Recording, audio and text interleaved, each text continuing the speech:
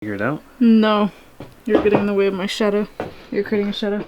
I can make out words, and when I think I have it made out, I'm like, I don't think that's what it says. Right? Man, that is really hard to see. Let's see. I don't know if this will work. Plan B. 2-stroke oil. It actually does kind of like make the steel brighten up a little bit. I swear it's removing it. Well, whatever the saw says remains a mystery. Despite our valiant efforts, I still can't read it. Locked up. Ready to go? Yeah. Alright. Let's get the heck out of here. Heck yes. Hope you enjoyed the snow while it lasted. Bye, snow. Bye. So nice to have our driveway back. Right? And it's not too terribly damaged. Just a little cleanup to do. And we're off like a turd of hurdles. Like a turd of hurdles. If your dad only knew how many of his sayings we said. True story, Jesse's dad told him that sleeping bags were called beeping slags. It was really awkward when he found out what they were really called. For the longest time when I was a young man, I was very scared of snaddle rakes. Snaddle rakes bite you, they rattle. You know what I'm talking about. And don't even ask what a motor snicker goober is. We'll let you guys guess in the comments. We have some errands to run in town today, but we wanted to bring the camera along because we're actually under a flood watch for the next 72 hours or so, and that's because we got about 4 feet of snow in a short time, and now it's all melting. So as you can imagine, there's water everywhere.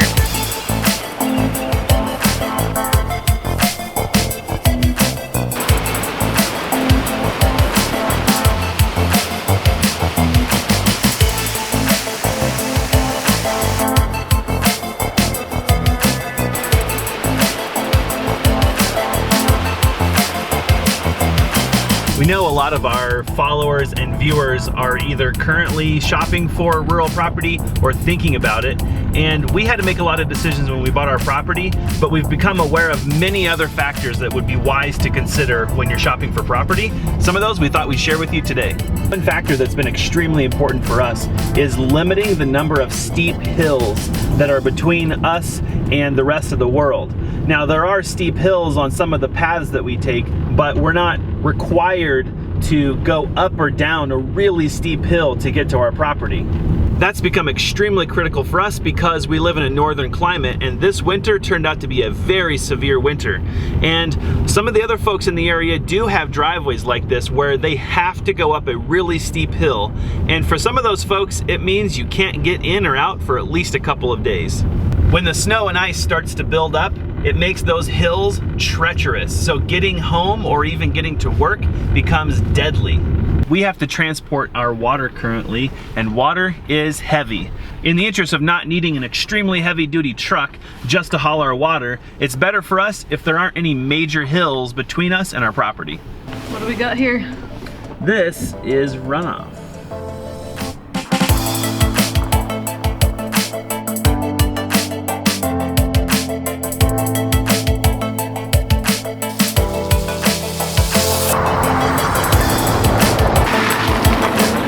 Next, muddy roads. Even the absolute best dirt roads can turn into a muddy, mucky mess in wintertime. While it seems glamorous to be at the end of a dead-end road in times like this where the runoff is heavy during the spring breakup, we're realizing that some of these roads we went down and looked at property on these roads.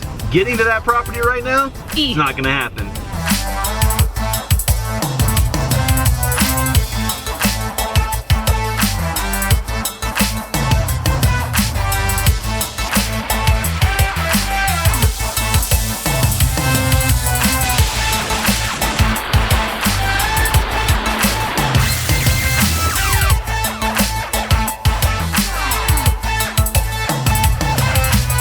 And with every stream and river comes bridges.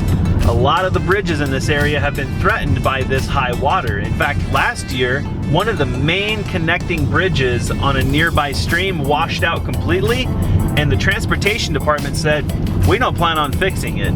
So that route is gone. Now, there's been a lot of public outcry, so hopefully they will get it fixed. But if you live on the other side of that bridge, you're not getting home. Sorry, Charlie.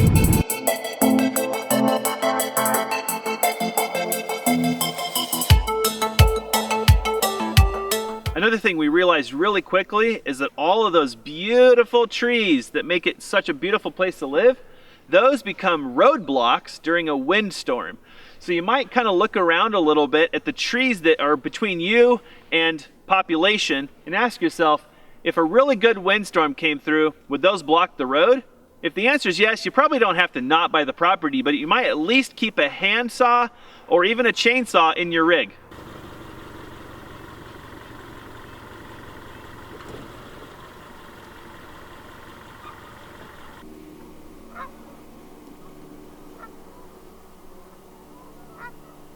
Doing a very bad job at driving and doing chores. Oh yeah, we were supposed to do chores, huh? Yeah. Well, plan B. You guys said that you wanted more nature photography and mamminals. So that's what we're trying to get. We're trying to find cute fuzzies and furry somehow, things. like, all the geese and deer are out today. So you know what? We're gonna roll with it.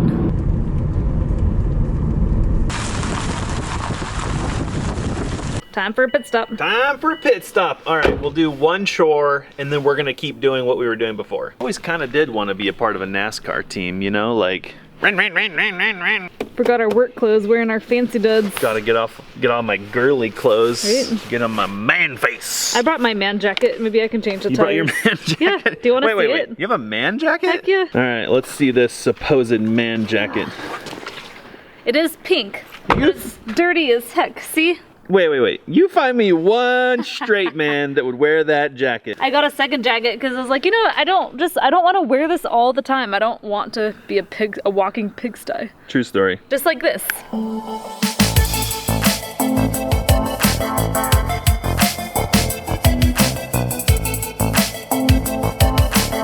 Keep going in, there you go.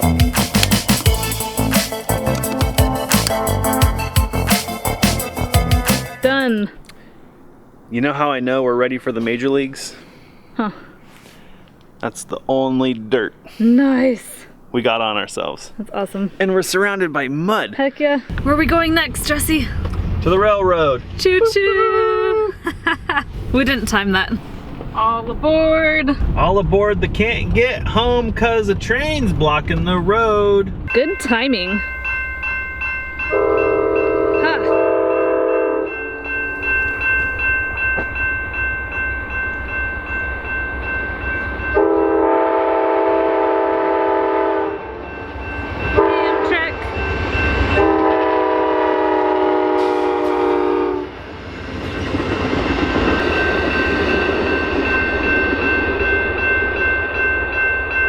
Okay, so we're gonna tell you how if there's a train between you and your property, you can expect to sit there for 20 minutes, and that wasn't a good example because that literally just blew by. That was the fastest train I've ever seen. I didn't even know they made trains that short. It was like 8 cars. The shorty train. Yeah, you don't want to be riding the short train if you know what we're talking about. We found this cute, adorable cabin that was so dreamy. We're like, oh my God, this is home, we found it. And we came back to just double check, and we stayed the night at that property. And I didn't sleep a wink. Alyssa's over there. Yeah. Something happened, and I'm like, yeah, there's been a train going by for the last 7 straight hours. And what's funny is the train's 3 miles away. But the acoustics of the valley and everything were so much that I swear that train was going right through the car. One clear lesson we learned in property shopping is go back and see your property in a different season, and more importantly, at different times of the day. Go back at night, go back in the morning, and really experience that property through the whole spectrum.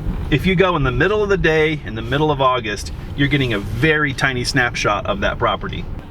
So they say when the Canadian geese come home, that spring is close. I wonder where the geese get their weather report. There's a bunch of deer in the background. Oh, it's like the Lion King. Ah, Savannah, you will be sure. The reason for us sharing all of this isn't to be negative. far from. There's no such thing as the perfect property. All we want to do is raise a little bit of awareness that there are a lot of things that you want to think about, and ultimately, we say find a property that speaks to your soul and see how you can make it work. Remember, you're shopping for your dream property, where you want to spend the rest of your life. So take your time and make sure it's somewhere you love.